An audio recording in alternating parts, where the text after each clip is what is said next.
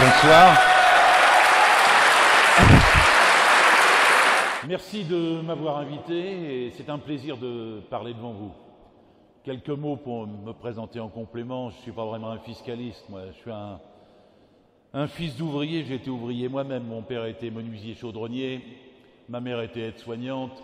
J'ai dû faire au moins 12 métiers pour survivre et faire mes études. J'ai été chauffeur-livreur, manutentionnaire, conducteur de train, facteur, pion, imprimeur et ouvrier du livre. Avant de passer un concours d'inspecteur du travail qui m'a permis de visiter en 28 ou 29 ans, j'en ai 73, en 28 ou 29 ans, 9 ou 10 000 entreprises, ce qui me permettait d'y voir la violence de l'exploitation et souvent la richesse des exploiteurs, au détriment de ceux qui bossaient, c'est-à-dire nous, les salariés, qui produisons les richesses et n'en recevons pas la part que nous méritons. Inspecteur du travail, ça m'a permis de regarder de près, notamment les 1000 entreprises de ce pays qui font la moitié de l'économie du pays. Souvent on parle d'entreprise, mais entreprise ça ne veut rien dire. C'est comme les poissons. Il y a des requins et il y a des sardines. C'est pas pareil entre la petite entreprise et les 1000 entreprises qui décident de tout dans ce pays. Et puisqu'on me fait parler impôt, et que je dois parler, c'est mon sujet que vous m'avez attribué, de l'impôt sur la fortune, il y a l'impôt sur la fortune des particuliers et il y a l'impôt sur la fortune des 1000 entreprises qui dirigent tout.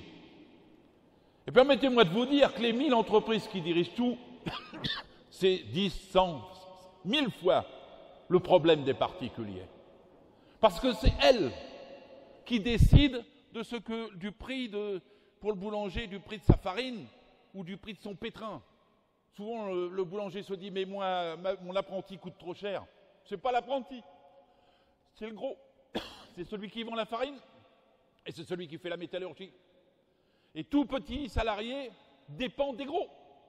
Et c'est cela qu'il faut regarder d'abord quand on veut vraiment modifier l'économie. En France, je vous le dis, sortez la crise de votre tête. Il n'y a pas de crise. La France n'a jamais été aussi riche de son histoire. Et les richesses aussi mal partagées. Et la question pour laquelle nous sommes en mouvement, c'est pour le partage des richesses. Et la façon de la partager, il y a deux grandes façons.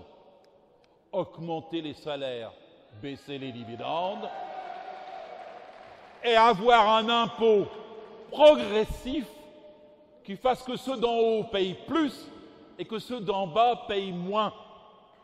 Et c'est ça l'enjeu, à mes yeux, de la bataille qui est la nôtre.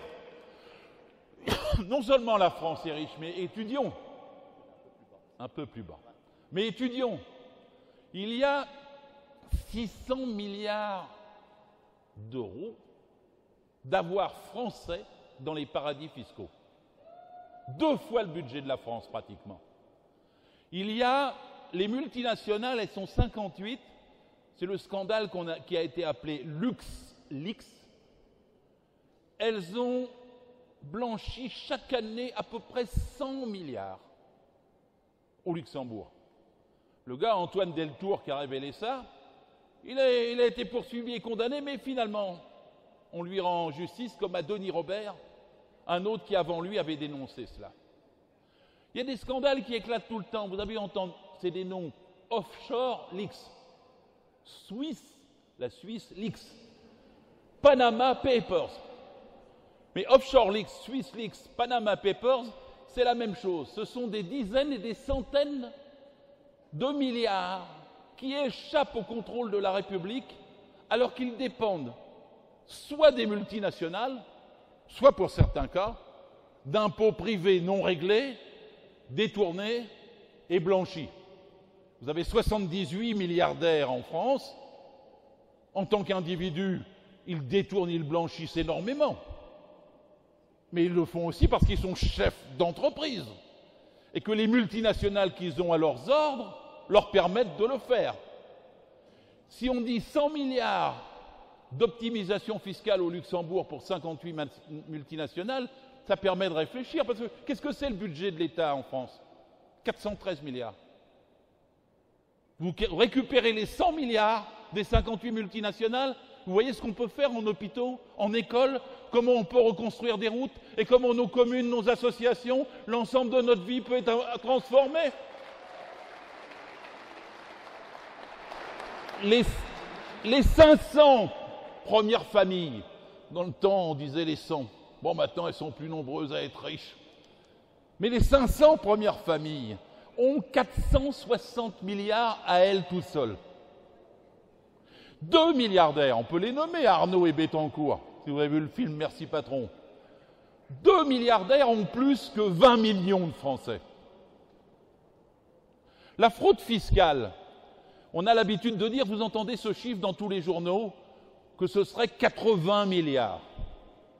Le SNUI, Syndicat national unifié des impôts, qui est souvent une petite voix que personne ne veut entendre, c'est-à-dire c'est les gens qui travaillent sur place et qui font les calculs, ils disent que ce n'est pas 80, mais 100. La vraie fraude fiscale est de 100.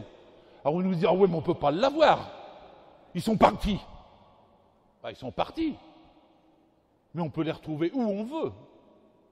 Vous dites que tout citoyen français, n'importe où sur la planète, doit rendre des comptes à l'impôt français, et vous faites comme les USA, vous obtenez qu'ils déclarent le moindre centime. On dira, oui, mais s'il est à Hong Kong, à Jersey, à Panama, on ne pourra pas l'avoir. Mais si, chaque centime peut être obtenu. Quand Cahuzac a été obligé d'avouer, on a su qu'il avait de l'argent à Hong Kong et à Guernsey jusqu'au plus petit centime. Eux, ils veulent savoir pour nos indemnités chômage. Ils veulent traquer, contrôler chaque centime. Mais nous aussi, on veut contrôler chaque centime à eux, là-haut. Et non seulement on peut le contrôler, mais on peut le faire revenir.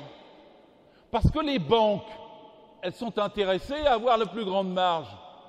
Mais si vous dites une banque qui ne révèle pas à l'État français ce qu'un citoyen français a déposé sur son compte, cette banque ne pourra plus fonctionner sur le territoire français.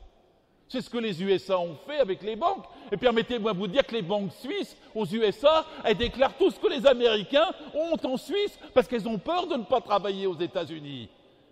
La 5e ou 6e puissance comme la France peut faire pareil ici. Et nous pouvons récupérer cet argent.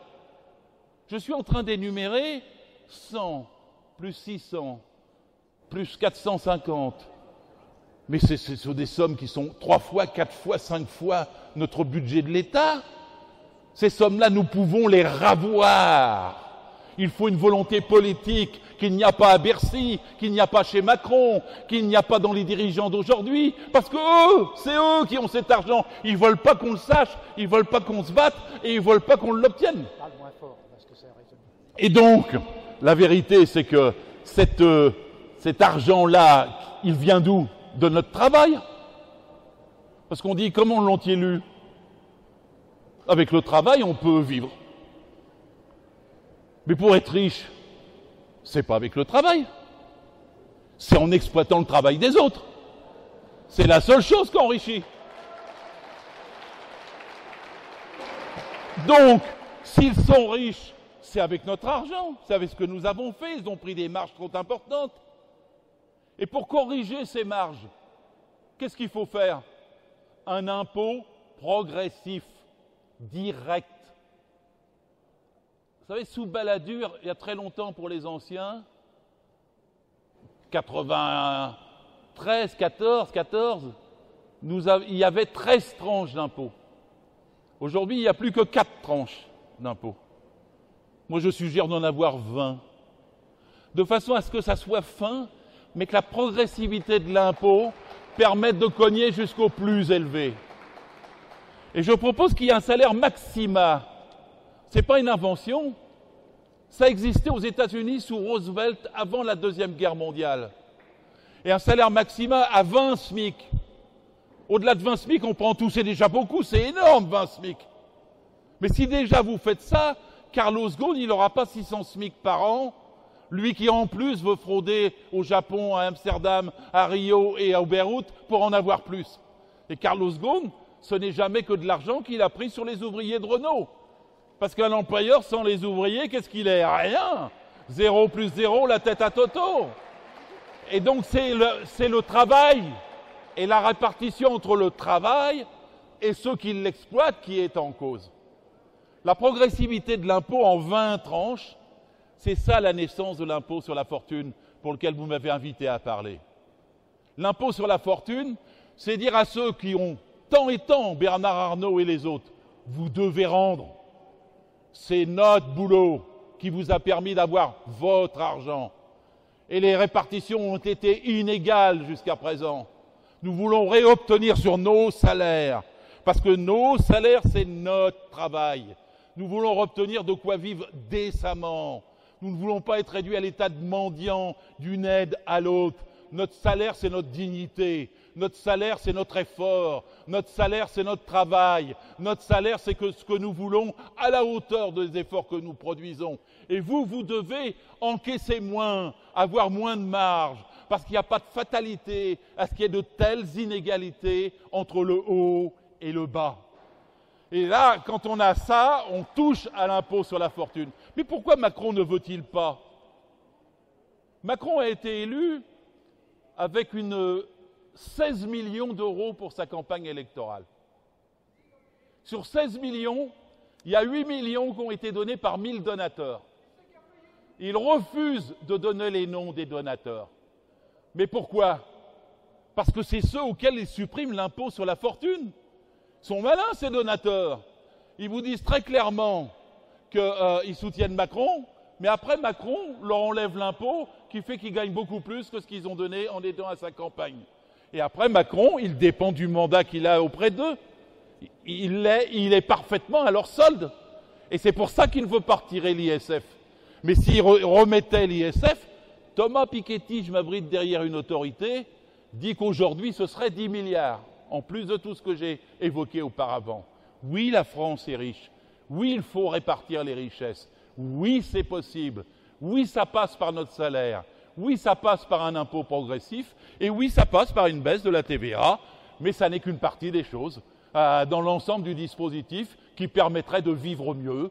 Dans notre pays, nous avons tout pour vivre mieux s'ils ne voulaient pas à chaque fois faire des économies sur l'hôpital, des économies sur l'école, des économies sur les routes, des économies sur les escalators à la RATP, des économies sur les guichets SNCF, des économies sur les petites lignes SNCF, sur l'ensemble des services publics. Et ils veulent faire ça parce que c'est eux qui pompent et ça ne ruisselle jamais. L'affaire de ça va en haut et ensuite ils nous font du bien, c'est faux.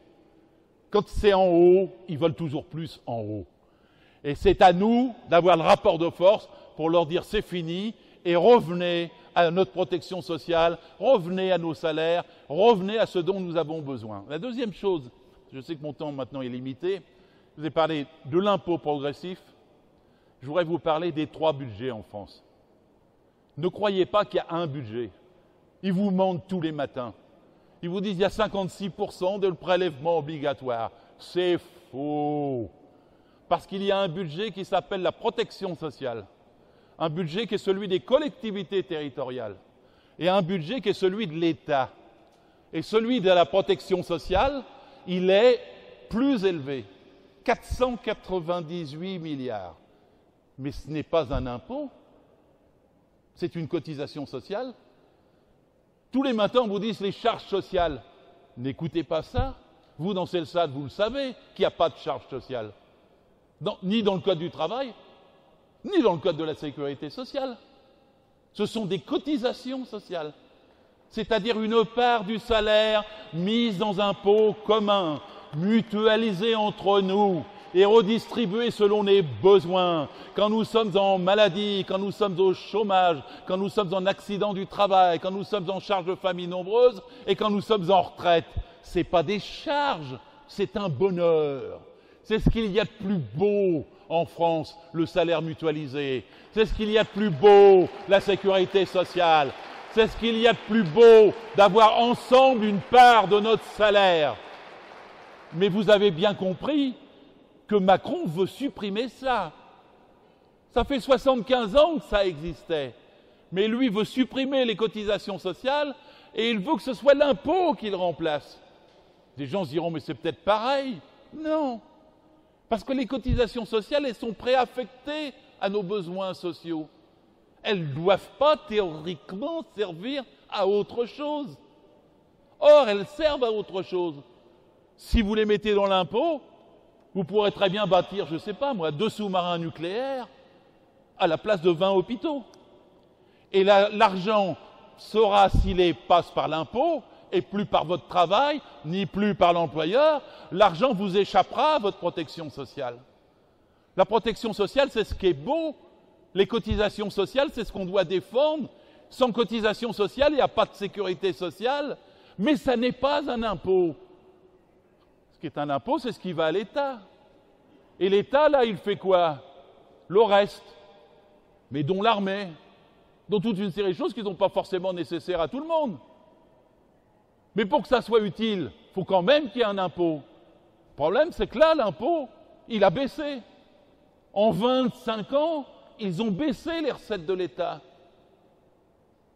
Pour ceux qui sont plus anciens, en 1999, la droite faisait campagne parce qu'il y avait une cagnotte publique. Cagnotte publique. Il disait à l'époque, dans le Figaro et ailleurs, qu'il y avait trop d'argent pour l'État. Et 25 ans après, c'est plus le cas. Mais pourquoi? Eh bien parce que les recettes, elles ont baissé. C'est pas parce que l'impôt est trop élevé ou autre chose, c'est parce que les recettes ont baissé. Et ils veulent prendre dans les caisses de la sécurité sociale pour compenser ça. Ne vous laissez pas faire. En même temps que vous défendez votre salaire, défendez les 2 aspects du salaire. Le salaire net, ce que vous avez en bas de la feuille de paye, et le salaire brut, ce que vous avez en haut de la feuille de paye. Le salaire net, il vous sert à vivre tous les mois. Le salaire brut, il vous sert à vivre toute la vie. Les 2 aspects du salaire sont payés par l'employeur et ils sont le fruit de ce que vous avez fait comme travail. Ces 2 aspects-là doivent rester, on doit les garder.